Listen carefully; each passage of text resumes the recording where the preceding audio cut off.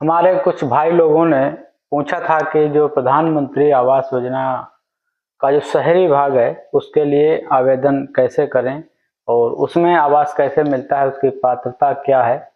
तो यहाँ मैं प्रधानमंत्री ग्रामीण आवास योजना जो ग्रामीण क्षेत्र के लिए होती है और साथ ही जो प्रधानमंत्री आवास योजना का शहरी हिस्सा है वो थोड़ा अलग है।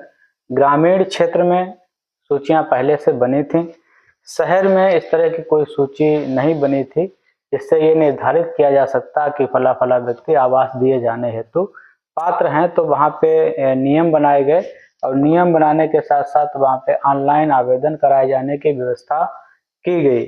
नियम बनाए गए वहाँ पे आर्थिक स्थिति के हिसाब से।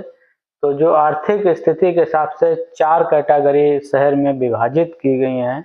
एक तो EWS मतलब आर्थिक रूप से कमजोर वर्ग, जिनकी वार्षिक आय 0 से 3 लाख रुपए तक है।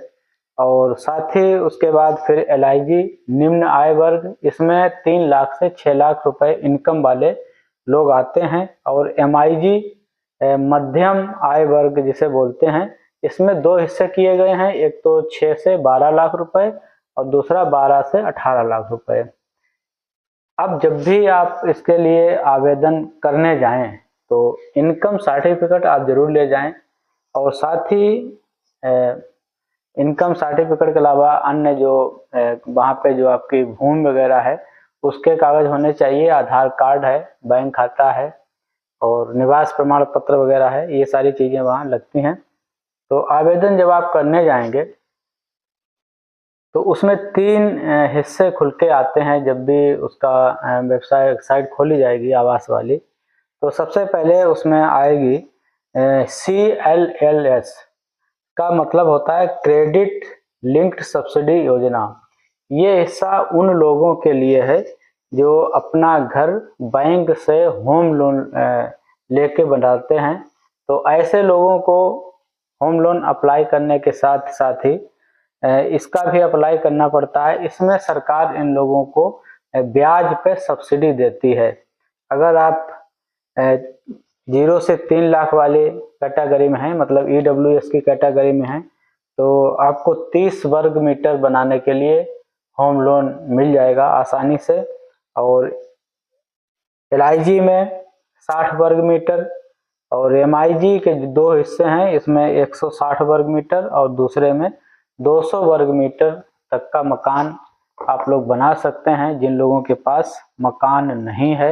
इसकी जो पात्रता पहले मैं बता दूं, चाहे आप 30 वर्ग मीटर वाला बचाएं, LIG में आ रहे हों, MIG में आ रहे हों या EWS में आ रहे हों, किसी भी कैटेगरी में आ रहे हों, लेकिन पात्रता सभी के लिए लगभग वही है कि उसके पास कहीं भी भारत में पक्का मकान नहीं होना चाहिए और साथ ही पहले उसे आवास योजना का कोई लाभ ना मिला हो।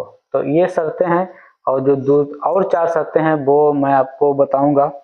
तो इसमें जैसे मोटर चालित कोई वाहन है आपके पास और दोपहिया वाहन, तिपहिया वाहन लेके, हालांकि दोपहिया वाहन तिपहिया वाहन को लोग इग्नोर करते हैं क्योंकि ये तो अपने जरूरत के लिए लगभग घरों में हो गया है। 50,000 से अधिक जो KCC होती है, KCC ग्रामीण क्षेत्र के लिए लागू होती है, शहर में KCC नहीं बनती है। अगर घर में टेलीफोन का कनेक्शन है, लैंडलाइन और साथ ही रेफ्रिजरेटर है, तब भी आप अपात्रता की श्रेणी में आते हैं, लेकिन इस पर ध्यान नहीं दिया जाता है।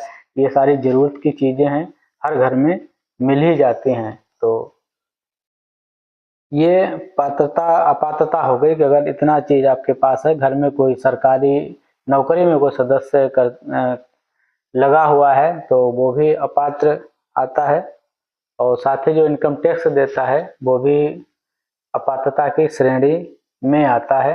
तो इस बात को आप ध्यान रखिएगा।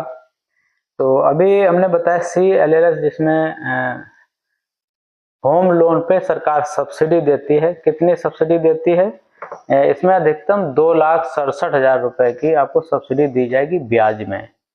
आपको पैसा खाते पे नहीं आएगा, जहाँ से बैंक से होम लोन कराएंगे तो उस खाते को सब्सिडी जारी कर दी जाएगी। उतनी सब्सिडी बैंक काट के आपसे पैसा लेगी। तो ये सभी के लिए लागू होगा यहाँ पे।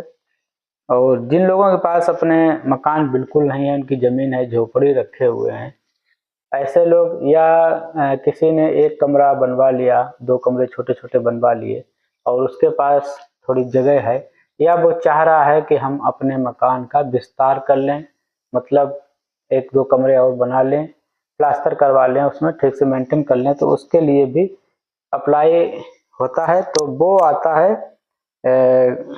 एक कैटेगरी है जिसे बीएलसी बोलते हैं, बीएलसी ए और बीएलसी ई। तो अगर आप इस कैटेगरी में आते हैं तो जब भी आवेदन कराए जाए तो बीएलसी के लिए आवेदन करें, क्योंकि इसमें पैसा लाभार्थी के खाते पे दिया जाता है अपने घर बनाने के लिए या विस्तार किए जाने के लिए। और साथ ही में भागीदारी में किफ़ायती आवास, ये पूरे समूह के लिए आवास बनाए जाते हैं। इसमें जो मकान बनाने वाली कंपनियां होती हैं, जो मकान बनवाने वाली डूडा वगैरह हैं, तो इनको सब्सिडी दी जाती है सरकार की तरफ से और कम दामों पे लोगों को मकान उपलब्ध कराए जाते हैं।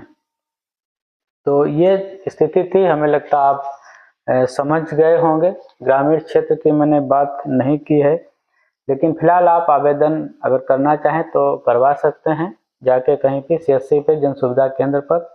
और फिलहाल इसके जो सत्यापन वगैरह की प्रक्रिया है वो अब आचार संहिता के बाद ही शुरू होगी, क्योंकि इसके बीच भी दौरान में कोई काम नहीं होगा। तो आप आराम से करवा सकते हैं और इंतज़ार कर सकते हैं। अगर सरकार बदलती है, बदलाव आता है, तो स्कीम में भी संभव है कि कुछ ना कुछ बदलाव हो जाए। हालांकि जो मानक होते हैं वो नहीं बदलते हैं, सब्सिडी जो मिल रही होती है वो नहीं बदलती है, बढ़ भले जाए। हाँ, बस नाम को जरूर थोड़ा बहुत बदल दिया जाता है। जैसे प्रधानमंत्री आवास योजना के पहले इंदिरा आवास योजना चलती थी, धनराशि भी हुई थी, मानक भी हुए थे, सब कुछ हुए थे, लेकिन सिर्फ नाम बदल गया था। तो इतना हो सकता है। ये वीडियो आपको कैसा लगा बताइएगा। और साथ ही अगर हमारे चैनल पर पहली बार आएँ तो आपसे रिक्वेस्ट के साथ कहूँगा कि हमारे चैनल को सब्सक्राइब कर लीजिएगा, क्योंकि बातें ज़्यादा लोगों तक जब पहुँचती हैं तो उसका ज़्यादा से ज़्यादा लोग लाभ भी लेते हैं। अपनी राय रखिएगा और आप बताइएगा कि किस योजना के संबंध में आप जानकारी चाहते हैं, मैं उसके लिए वीडियो आपके लिए लेकर आऊँगा।